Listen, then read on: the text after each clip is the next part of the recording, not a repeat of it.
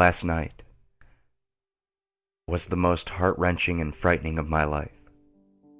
So much so that I can barely bring myself to contemplate it.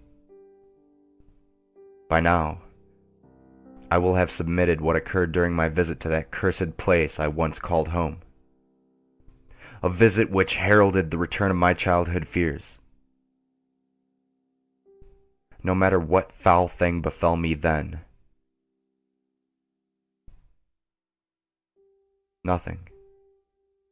nothing could have prepared me for last night. After waking up to the chilling sight of that toy soldier, bitten in half, I found that the window to my bedroom was slightly ajar. On closer inspection, it looked entirely as if the window had been pried open from the outside.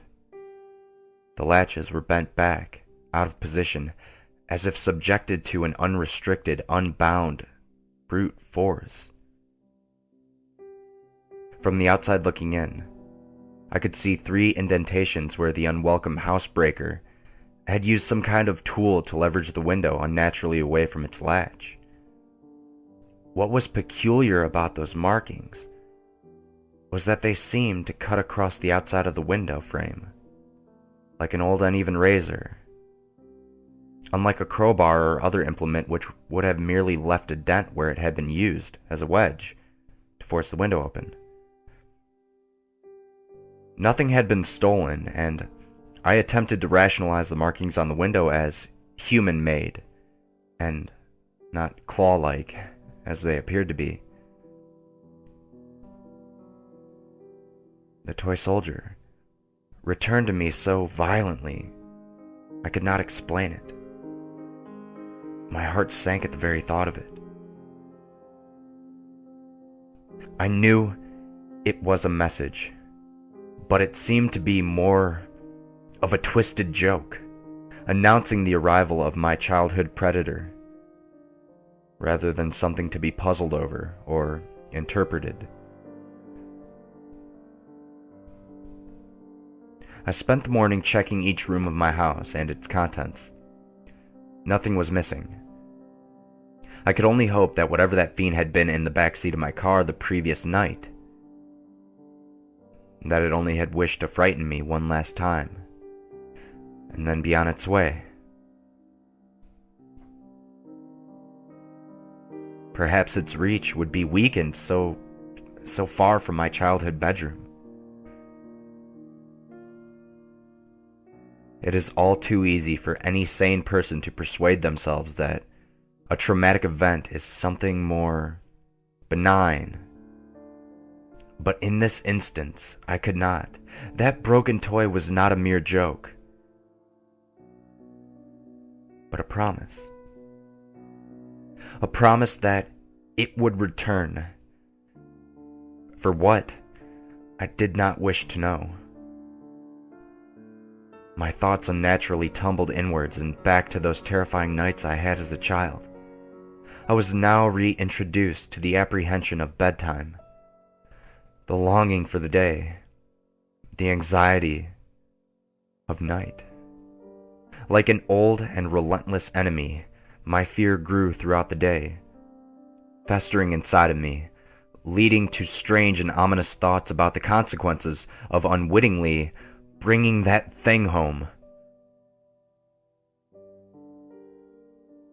Do not misunderstand me.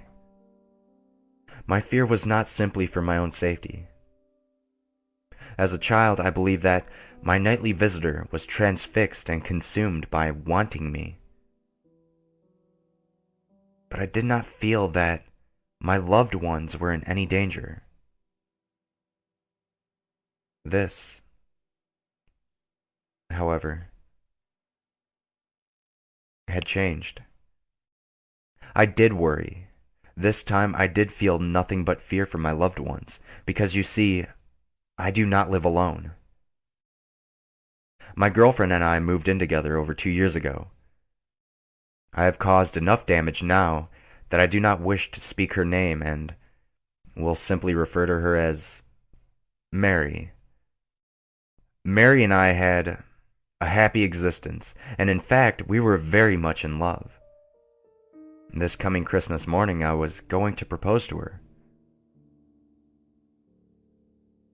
But that beautiful moment has now been bitterly taken away from me by that rancid abomination. I knew that Mary would be home that evening.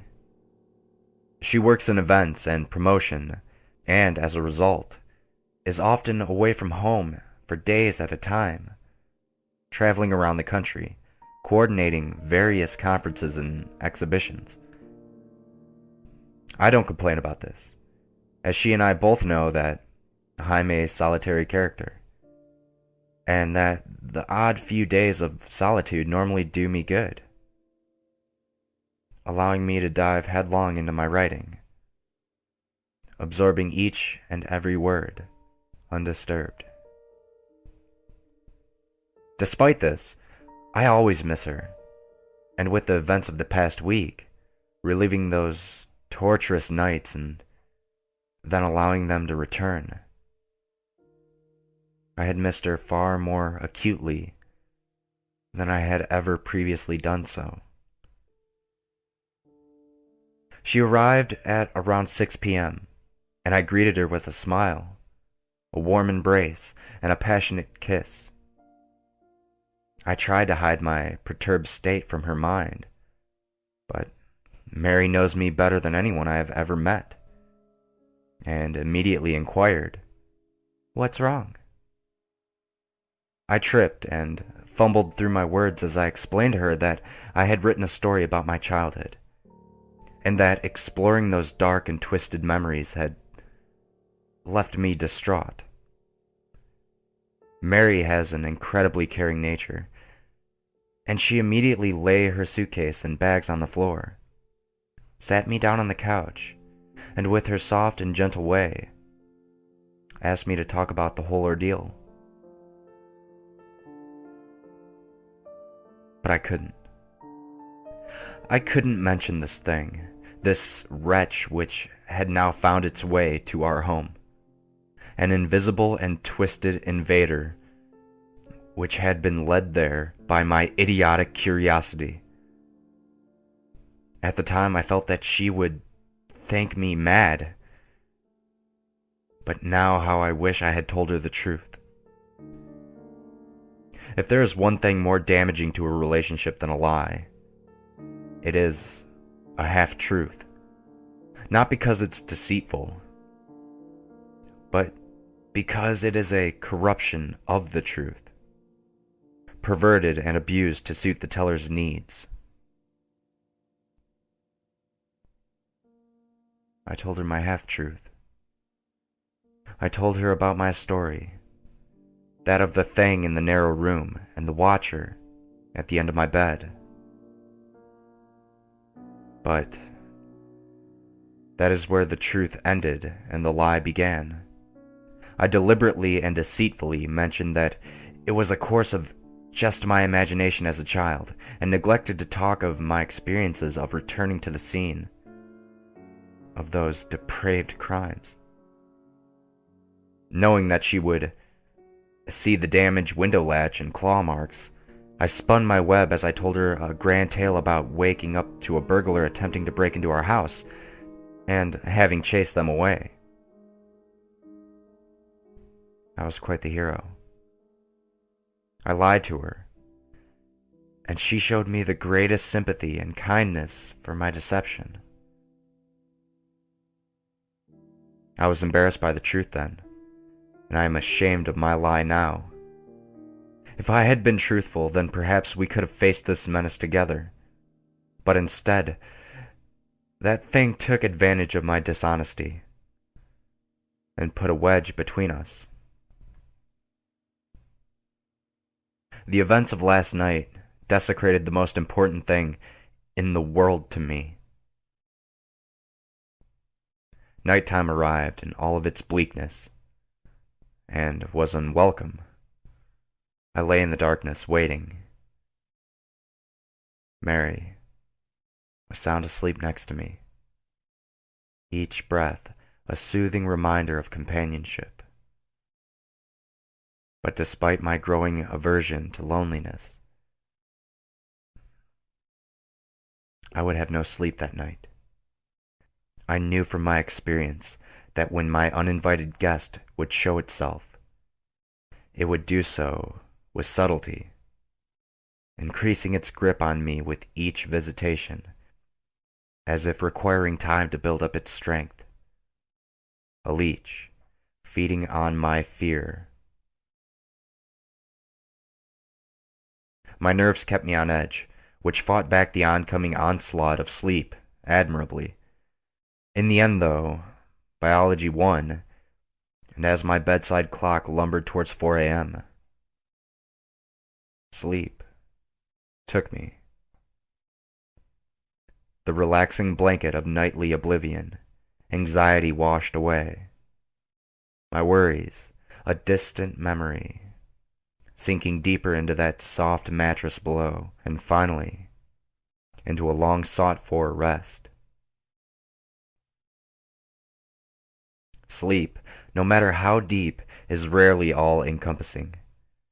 For as I hovered over the cusp of a dream, something began to bother me. Something invasive, yet distant. I slowly opened my eyes and allowed them to adjust to the darkness. Mary lay soundly asleep, and I calmed myself by listening to her breathing in the night. Inhale was followed by exhale. Again and again. Rhythmically, hypnotically, I began to drift towards sleep once more. But no, there it was. Something else, distinct yet undefinable. It was distant, out of the way, almost obscured or smothered, as if coming from behind something. I strained my ears in an attempt to define it, but it was all too quiet. I remained in the bed for several more minutes, but with each passing second, that almost inaudible sound grated on me like broken glass on a raw nerve.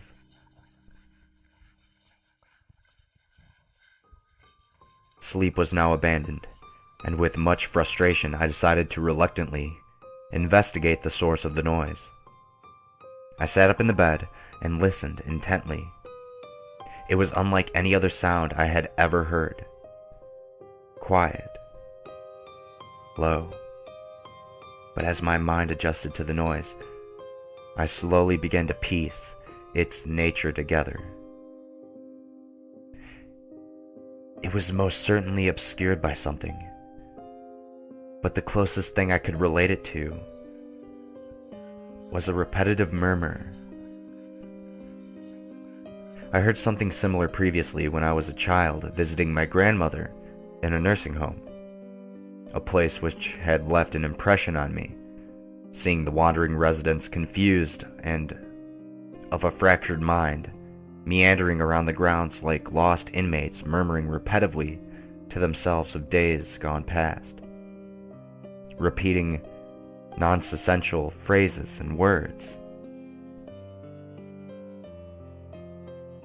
This is what it reminded me of. A continuous stream of indecipherable words, uttered by someone in the throes of confusion. I turned to check on Mary, watching her chest rise and fall with each breath, assured that she was undisturbed. I left the bed.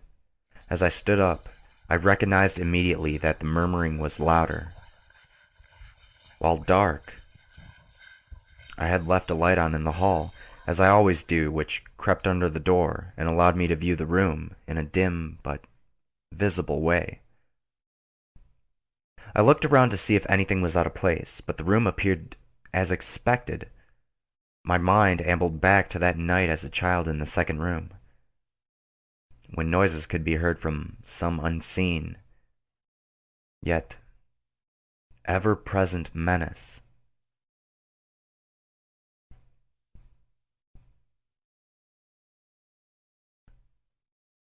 I took a step forward, and as I did so, the noise once again grew in volume. While I was still at a loss in deciphering the words, I could now hear the character of the voice. It was old, scratched by age with a harsh, guttural undertone to it. The words were being repeated at a frantic pace and seemed anxious, yet muffled by some unknown barrier.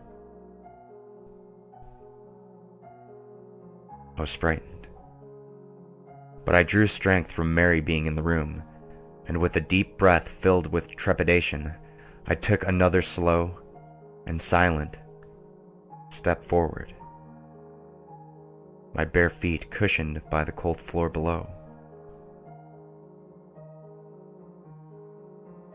Again, the voice became louder.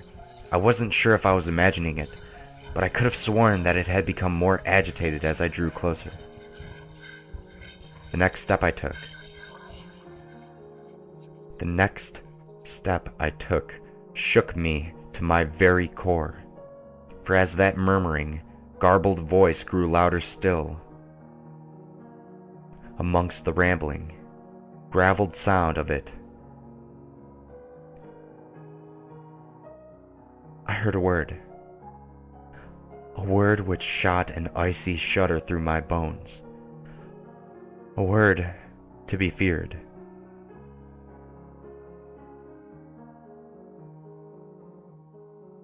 It spoke my name. Dear God, it knew my name. To me, it was as if knowing who I was somehow endowed that thing with an unlimited reach, that I may never be rid of it, that it could kill me at any moment. Something suddenly caught my eye, a movement accompanied by a ruffle of a cloth.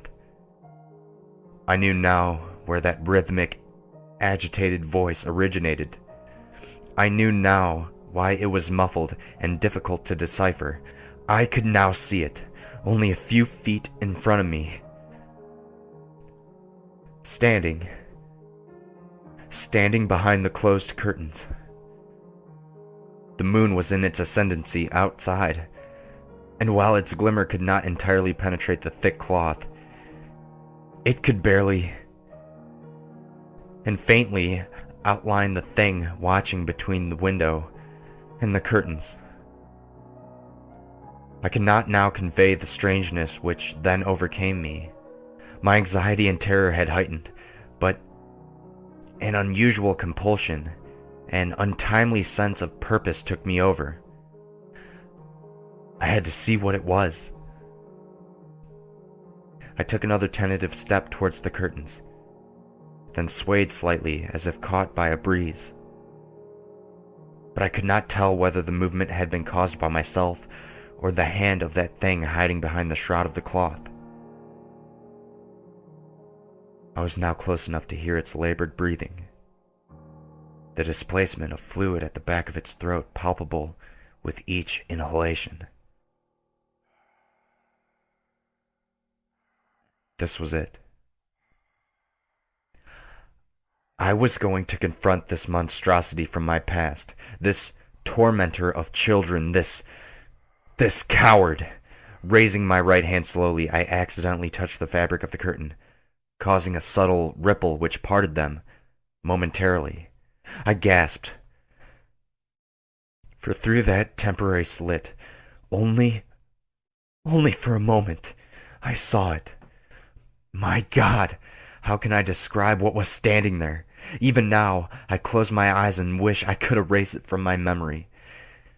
It shivered and shook as it continued to murmur, repeating some indecipherable phrase, sounding like a bizarre mixture of numerous languages. Emaciated skin stretched over an unnatural frame of brittle and prominent bones. vertebrae, ribs, and other inner workings almost protruding through its paper skin. Pale, pink, and almost bruised-looking husk. As malnourished as it appeared, the stomach was distended in places, and its bony appearance did nothing to diminish the feeling that it was capable of exerting itself with brute, perverted force on any of its victims. Sickness swelled in my stomach. A tainted, offensive smell filled the air, and as it murmured and whispered in the darkness through what sounded like broken, fractured teeth, I could not help but feel pity for this wretch, quivering in the night as if victim of a long starvation. I quickly came to my senses and realized that this thing was not to be pitied, but fear. Not to be understood, but exposed. It was not shivering because it was cold. It was shaking with excitement, like a drug addict anticipating their next dose. Standing there contemplating what I had just seen between the curtains, I once again prepared myself to remove its shroud, clothed protection, and to reveal it for what it was. A cold-hearted vandal, a prowler of the worst kind, a deviant, festering in its own delectation. As I once again raised my hand to draw the curtains, something caught my attention. Its incessantly confused, gravelly, and inarticulate words squeezed through that broken mouth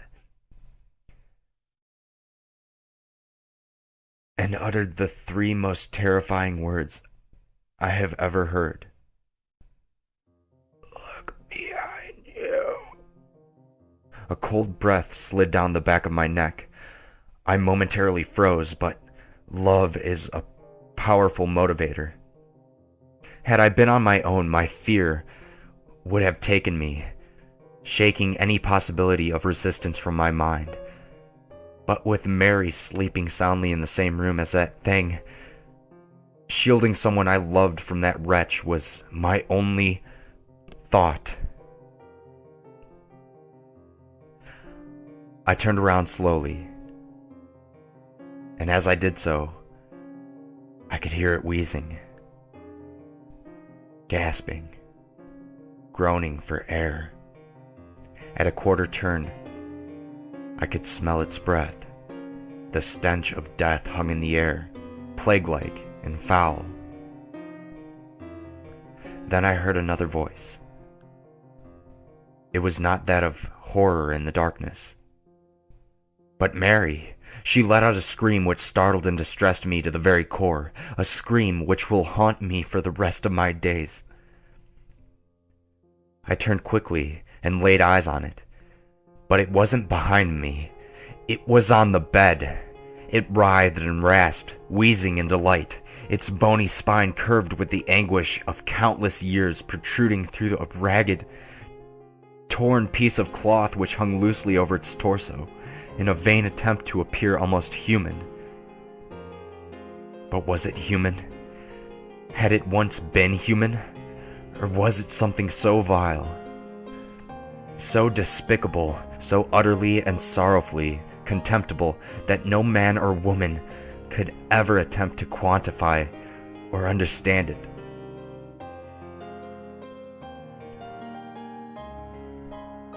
I sprung forward towards it, grabbing, hitting, pulling at that thing with every ounce of my strength. Its loose skin slipping through my hands, it squeezed and forced Mary's face into her pillow with glee. As its other limbs arched and contorted, tearing at her nightdress, running its long, starved fingers over her naked body, with its sordid caress, Mary's screams were muffled by the pillow, as I began to fear that she was being suffocated. I shouted, I yelled, I pleaded with that thing to leave her alone, to take me, to do anything it wanted. But that only served to animate the fiend to even greater depths of depravity. It was hurting her, cutting her. My beautiful Mary. Suddenly it stopped attacking her, but it still kept one of its brittle, ganglion, gaunt, yet weighted hands on the back of Mary's head, pushing her face further into the pillow.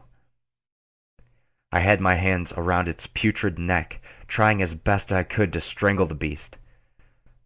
But my efforts were in vain. Its scrawny frame belayed its overpowering strength. I watched in sickly disbelief as it began to run its cadaverous fingers through Mary's hair, slowly and almost with affection.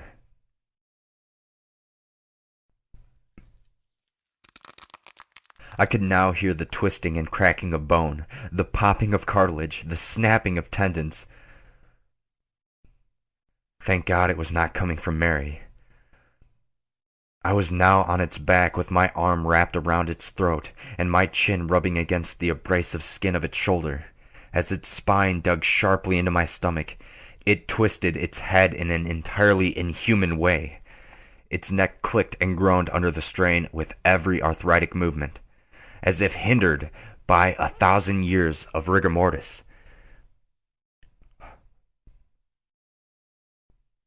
It was now looking at me. I have heard it often said of some people that they cannot see the forest for the trees, but I truly now appreciate that sentiment. So close was I to its black, icy stare that I could not take in its surrounding features. I increased my grip. I swore. I screamed. I would have torn its throat off if I could have. But it was all in vain, as it continued to run its scrawny fingers through Mary's hair nonchalantly while looking at me.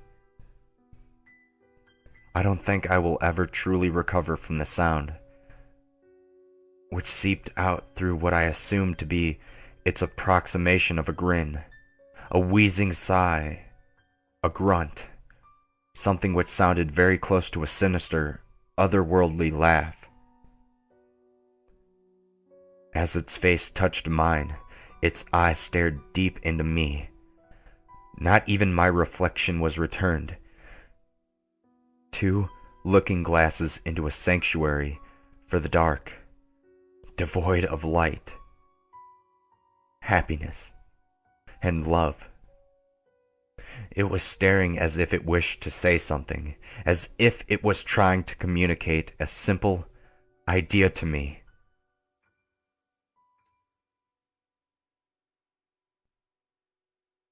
Malice. With a wrenching, stuttered, and violent movement, it tore an entire fistful of hair from Mary's head, leaving behind an open wound. Then it was gone. Mary didn't scream. She merely whimpered. I turned the bedside lamp on, but no words of care or sympathy could console her. She wept uncontrollably. The bed was soaked in blood which had seeped out from the numerous scratches on her back and the large cut where an entire section of hair had once been. I hugged her and told her that everything would be all right. And then she looked at me.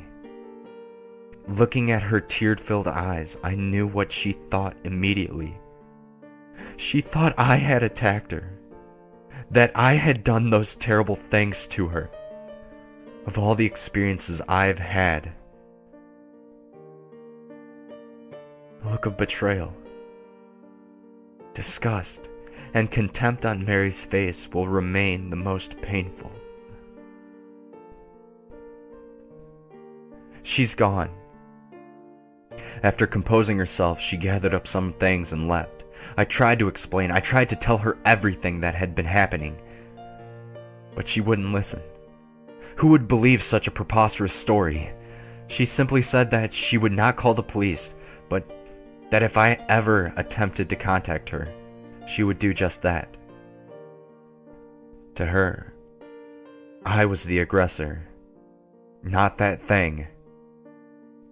As she left, she turned to look at me one last time, then burst into tears. I know now that I have lost her forever. The woman I love more than anything on this earth thinks I am a violently hideous human being. If she could only understand that whatever did this, that it was not human. And if it ever was, it had long since abandoned that nature. It was 5 a.m. when Mary left me. It's 9 a.m. now. I'm sitting here in the cold light of day at my kitchen table, writing this, so that there is some record of what had transpired, so that people know, so that Mary knows that whatever happens, that whatever occurs from here on in, that it was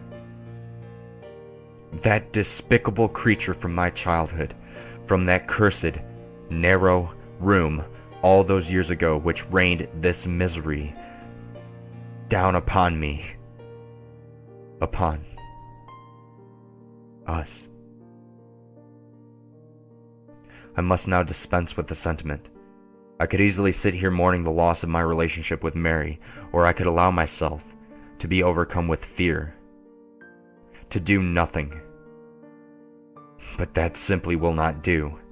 I can hear the laughter of my neighbor's children outside. At different stages in my life, I remember that same feeling of joy and happiness from something as simple as playing with friends, or climbing a tree, kissing the woman you love, even drifting off to sleep at bedtime to dream of what could be in the safety of a happy family home. Memories. Only memories. I fear I will never experience that happiness again. This thing has broken me, but I am resolute. Whatever that hideous wretch has in store, whatever it desires to do with me, I will not allow that thing to harm another person or to invade another child's life as it did mine all those years ago.